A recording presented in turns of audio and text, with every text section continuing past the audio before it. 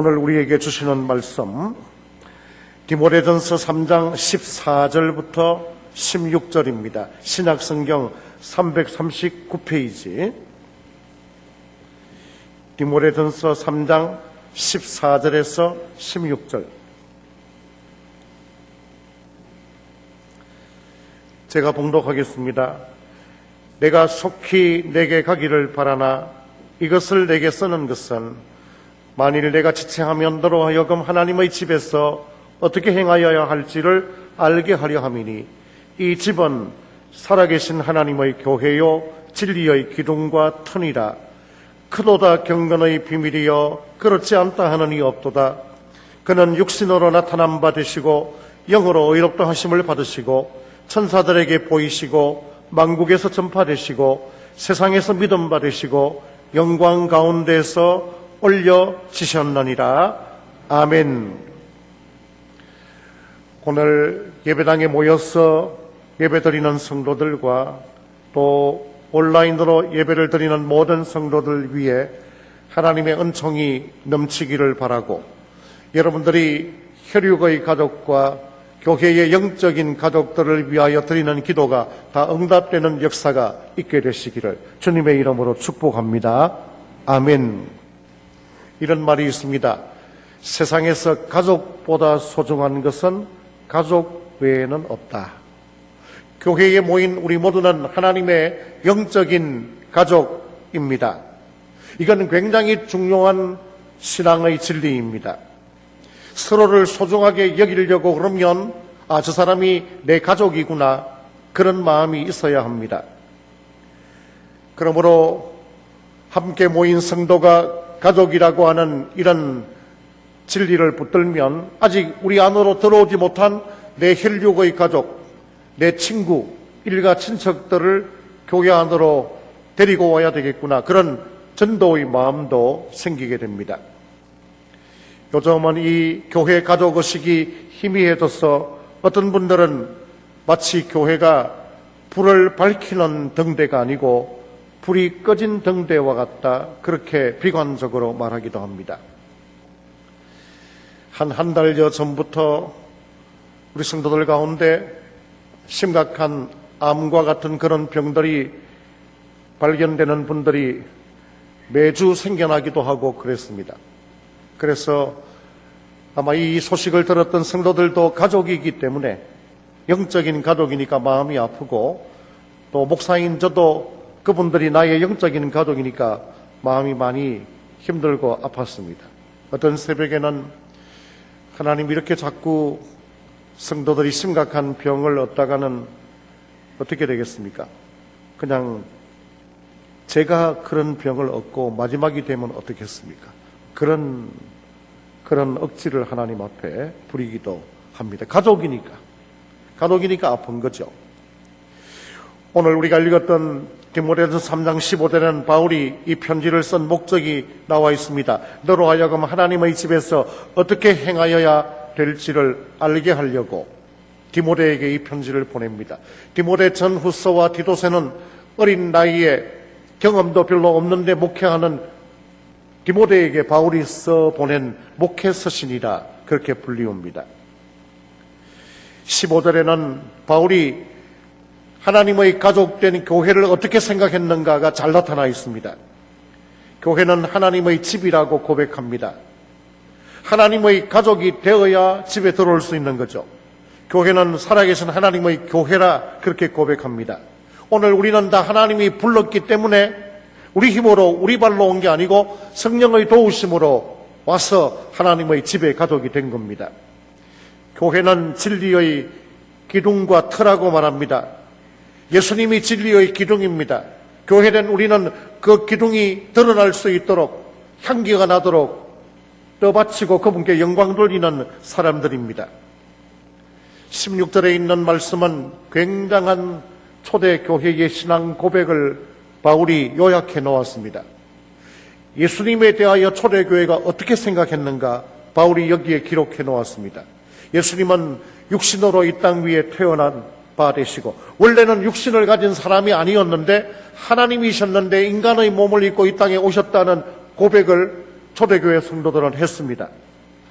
예수님은 영으로 의롭다 된 분이다. 죄는 없는 분이었다는 그런 고백입니다. 예수님은 천사들에게 보이셨다. 그 말은 하늘과 땅의 주인이 되시는 분이 예수님이다. 그런 고백입니다. 만국에 전파되시고 많은 사람이 믿게 될 걸 확신했습니다.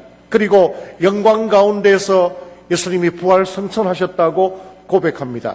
이 16절을 가리켜서 초대교회 예수님에 대한 기독론의 최고봉이라 그렇게 표현하시는 분들도 있습니다. 이런 놀라운 예수님의 가족이 되었다. 우리가 가족이 되었다. 얼마나 영광스러운 일입니까?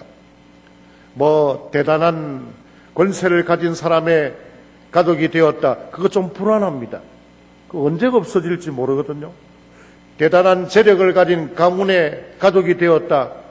한순간 좋을지는 몰라도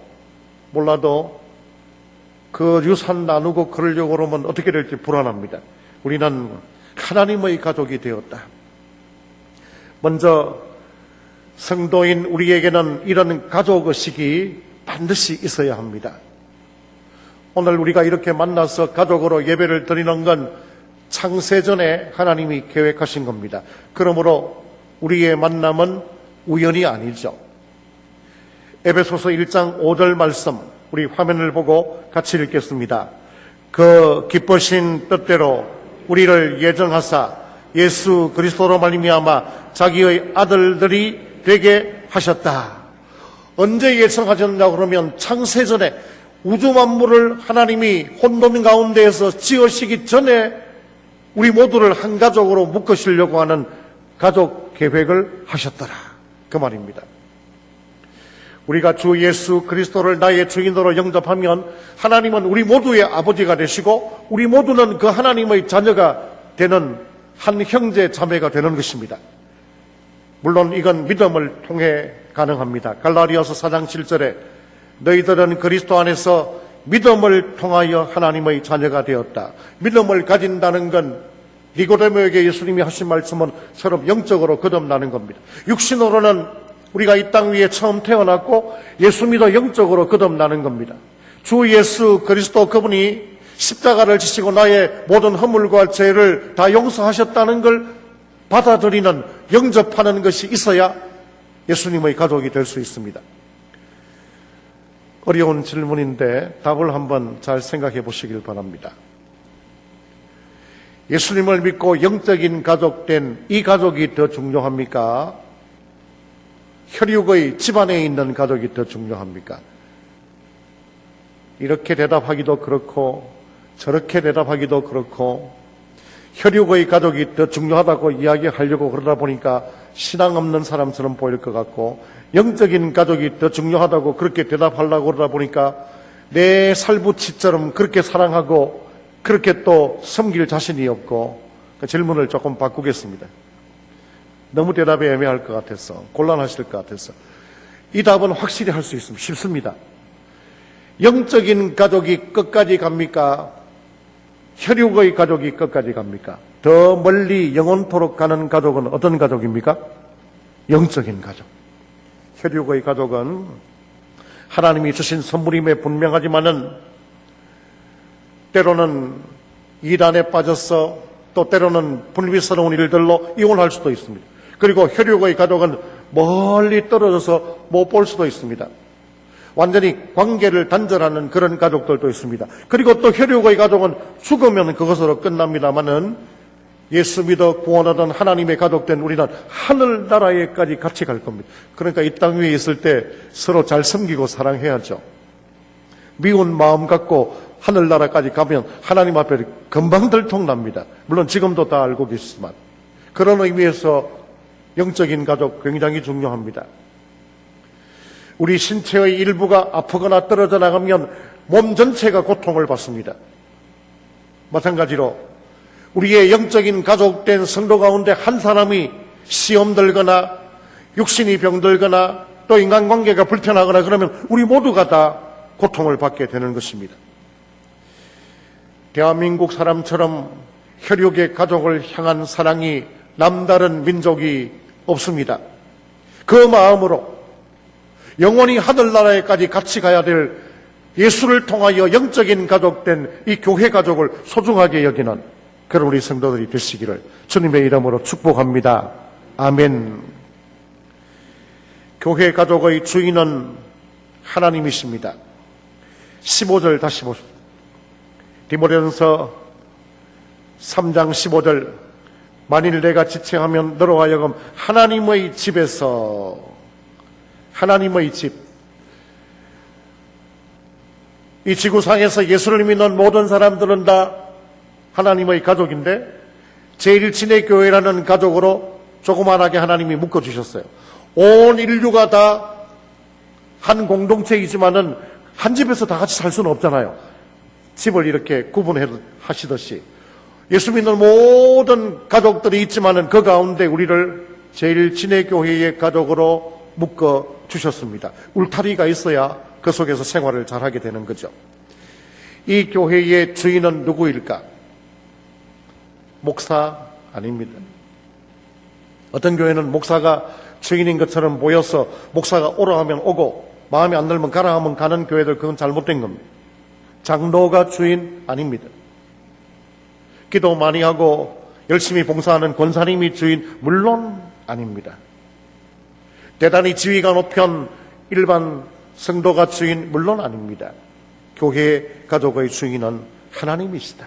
그러므로 목사도 하나님을 통하여 다른 가족을 보고 일반 성도들도 하나님을 통하여 가족을 보고 주인이 어떻게 생각하는가, 주인의 시선이 지금 어디에 가 있는가, 그걸 소중하게 여기는 교회가 하나님이 기뻐하시는, 하나님이 쓰실 수 있는 교회입니다. 에베소 교회는 목회하기에 불리했습니다. 큰 도시여서 유리할 것 같았지만은 사람은 많았지만은 우상도 많았습니다. 에베소에는 세계 7대 불가사의라고 알려진 아데미라고 하는 신전에서 우상에게 제사를 드렸는데 그 신전에는 장정 한 사람이 다 안을 수 없을 정도로 두꺼운 기둥이 127개나 있었고 바닥은 금으로 되어 있었는데 도금 아니고 진짜 금으로. 제가 지난 수요일 날 목사님 두 분과 함께 김해 지역에 식사하러 갈 일이 있어서 점심때 지나가다가 우리 교단 김해 중앙교회를 지나다 보니까 이게 어마어마한 불상이 딱 이렇게 있더라고요. 뭐 달라고 그런지 몰라도 여하튼 딱 이렇게 동그라미를 그리고 있는데 우스갯말로 이런 이야기를 서로 주고받았습니다. 원래 이 불상이 교회 쪽을 딱 보고 있었는데 교회에서 하도 찬송을 하고 기도를 하고 그러니까 골목이 씨가 돌아앉았다는 거야. 그 옆으로 약간 돌아앉았더라고 보니까. 아무리 그 금으로 누렇게 입혀놔도 그건 사람이 만든 거. 우상, 말도 못하는 거. 하나님은 우리의 눈에 보이시지 않지만은 우리의 마음이 하나님을 향하여 있으면 어떤 어려움이 있더라도 하나님은 우리 속에 동행하십니다. 사람들이 못 가는데도 하나님은 갑니다. 수술실에 아무리 소중한 아들이고 소중한 남편이고 아내라도 보호자가 따라 들어갈 수 있으면 못 들어갑니다. 그러나 하나님은 눈에 보이지 않고 영이기 때문에 따라 들어가셔서 그 수술 받는 사람의 마음을 붙들어 주시고 수술 잘 받고 회복될 수 있도록 도와주시는 겁니다. 교회의 주인이 하나님이라는 이 사실은 우리에게 굉장히 큰 복입니다. 사람이라고 그러면 상황에 따라 뭐 이렇게 해도 저렇게 해도 막 헷가닥 할 수 있는데 하나님은 변하시는 분이 아닙니다. 회전하는 그림자도 없는 분입니다. 그래서 하나님이 교회의 주인이라는 건 교회가 정말 이 세상의 희망이요 사람 때문이 아니라 주인이신 하나님 때문에 교회가 정말로 소중한 거라는 그런 증거입니다. 나라는 한 교회 그리고 우리라고 하는 우리 교회 공동체를 통하여서 정말로 주인이신 하나님께 영광 돌리고 주인이신 그 하나님으로부터 큰 은혜와 복을 받아 누리는 그런 우리 성도들이 다 되시기를 주님의 이름으로 축복합니다. 아멘. 교회의 주인이 하나님이시면 교회의 기둥과 건물이 하나님이라고 그러면 기초는 사람이라도 안 되겠나? 기초 안 됩니다. 교회 가족의 기초는 예수님이십니다. 주인이 하나님이시니까 기초는 사람이 해도 안 되겠나? 안 됩니다. 이 집은 살아계신 하나님의 교회요 진리의 기둥과 터이니라. 성경에서 진리라고 그럴 때는 예수님을 이야기합니다. 기둥과 터는 예수님이다. 그 말은 예수님이 기초다. 그 말입니다. 요한복음 14장 6절 말씀에 우리 다 같이 읽겠습니다. 예수께서 이르시되 내가 곧 길이요 진리요 생명이니 나로 말미암지 않고는 아버지께로 올 자가 없느니라. 예수님만이 우리를 하나님께로 인도하는 길이요 진리요 생명입니다. 다른 길은 없습니다. 어떤 분들은 이렇게 아주 지식적으로 해박한 것처럼 말합니다. 시내에서 서울 가는데 꼭 기차만 타고 가야 되나? 배 타고 갈 수도 있고 비행기 타고 갈 수도 있고 어디를 가더라도 서울만 가면 될 거 아니냐? 꼭 뭐 하나님만 믿어야 되나? 뭘 믿더라도 결국에는 하늘나라에서 만나는 건 아니겠나? 아닙니다.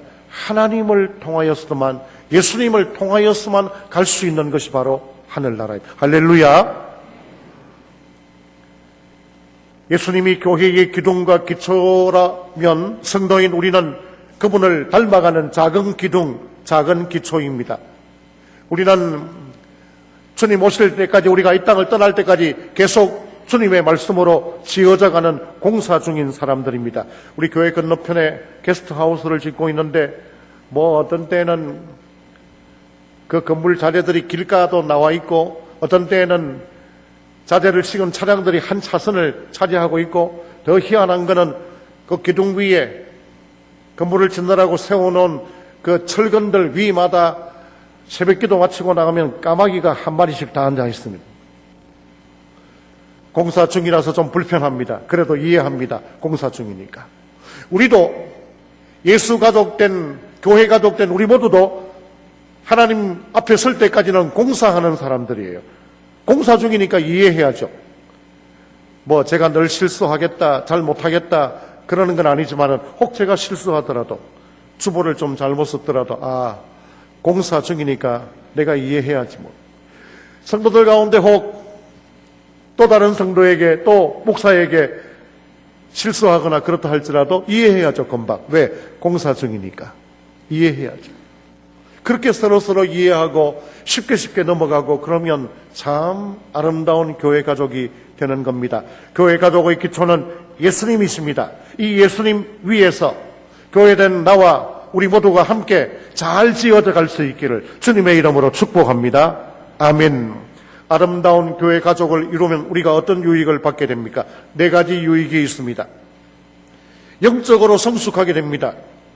여러분, 사람이 아무리 IQ가 좋아도 자기 혼자만 생각하고 인류를 위하여, 이웃을 위하여 그 머리를 좋은 쪽으로 쓰지 않으면 아름다운 인격으로 자라갈 수 없습니다. 많은 정보를 가졌다고 해도 선하게 써야지, 그렇지 않으면 오히려 남에게 피해를 끼치게 됩니다.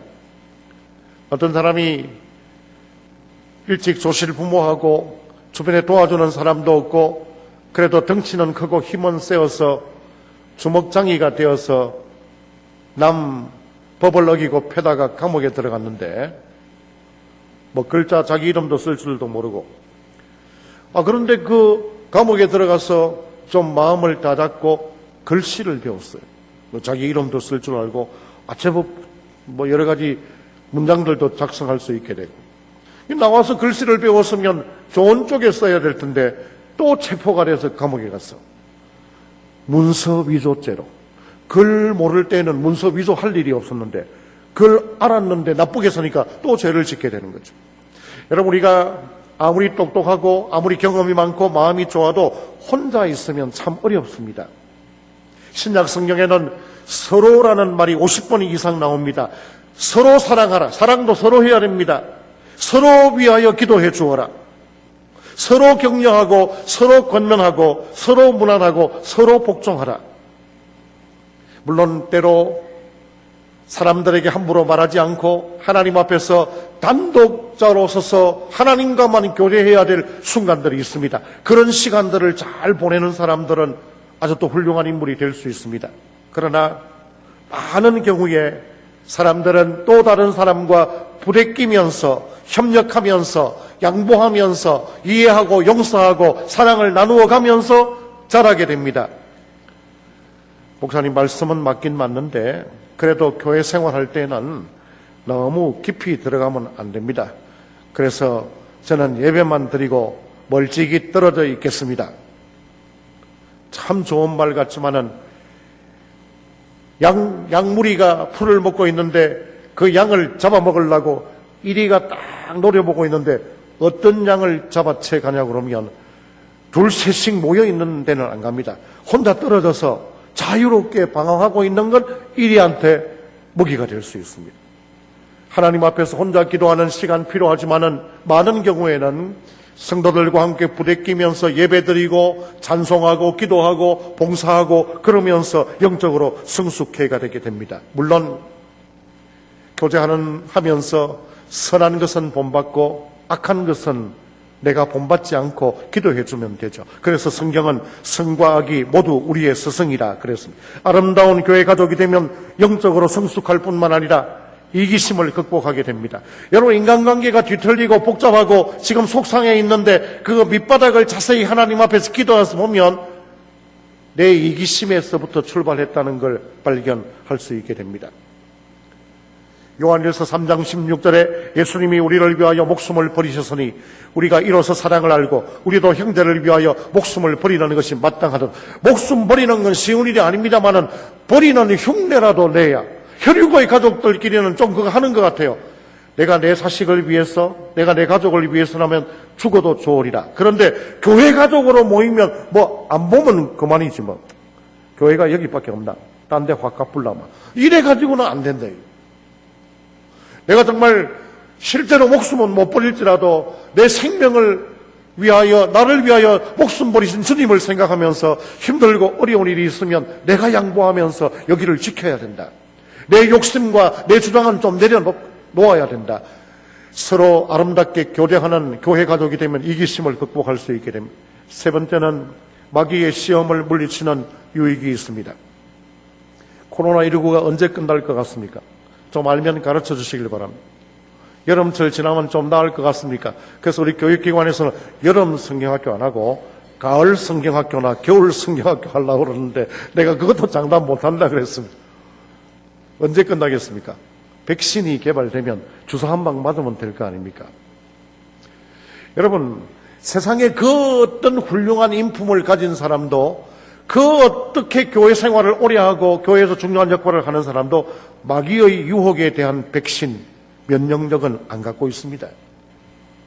그러니까 어떤 사람이라 할지라도 어떤 인품을 가진 사람이라 할지라도 죄 지을 상황이 되면 죄 지을 수밖에 없는 게 연약한 인간의 몸을 입고 있는 우리입니다. 그러니까 주변에서 서로 격려하고 지켜주어야 되죠. 히브리서 3장 13절 오직 너희는 오늘이라 일컫는 동안에 매일 피차 권면하며 누구든지 죄의 유혹으로부터 완고하게 되지 않도록 도와주라. 무슨 말입니까? 혼자 놔두지 말고 구역 식구들끼리는 오늘 보십시오.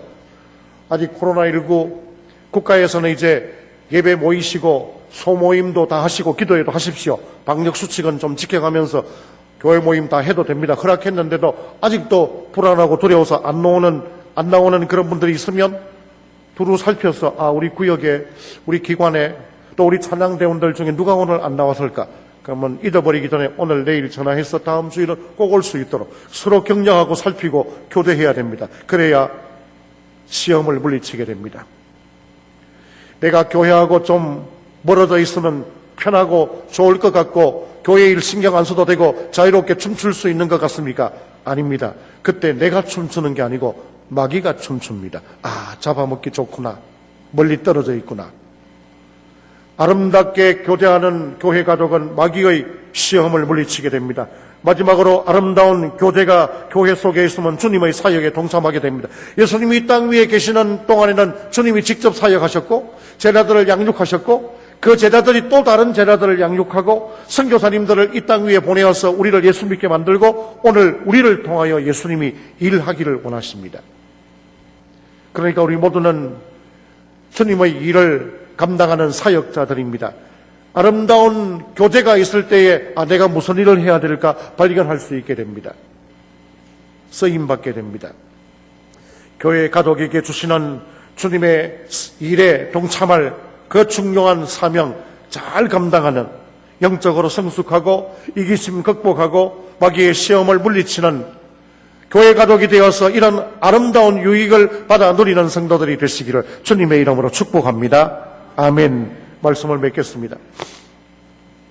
모든 사람들은 이 땅 위에 태어나면 현 시대를 같이 살아가는 인류입니다. 그러나 그 인류가 한 집에 다 살지 않고 각각의 가족으로 구분되어서 울타리를 치고 살아갑니다. 예수 믿는 모든 사람들은 다 하나님의 가족입니다.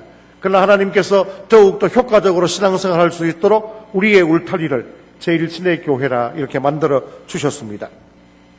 가족들은 밥만 먹고 잠만 자는 그런 모습이 있다고 가족 아닙니다. 진정한 가족은 밥 먹고 잠자고 서로 대화하고 서로 마음을 알아주고 위로하고 격려하고 서로 도와주고, 그게 진정한 가족입니다. 제1친의 교회의 아름다운 교회 가족이 되었다는 건 가장 중요한 건 예배하고 기도하고 주의를 지키고 그런 데서부터 출발하여 코로나19가 어느 정도 진정이 되고 그러면 교회 사역에 적극적으로 동참하고 제자훈련하고 선교활동하는 단기 선교에도 출발하고 또 교회를 위하여 봉사하고 그렇게 하는 게 가족입니다. 초대교회는 사도의 가르침을 받아 서로 교제하며 떡을 떼며 기도하기를 전혀 힘쓰므로 수가 별로 안 되었지만 온 세상을 뒤집어 놓았습니다. 오늘 교회 가족된 우리 모두가 이 어려운 시대를 지나면서 정말 가족답게 서로 아끼고 사랑하고 기도하고 도와줌으로 말미암아 하나님께는 영광이 되고 어려운 시대를 살아가는 이 백성들에게 희망을 줄 수 있는 아름다운 우리 교회 가족이 다 될 수 있기를 주님의 이름으로 축복합니다. 축복합니다.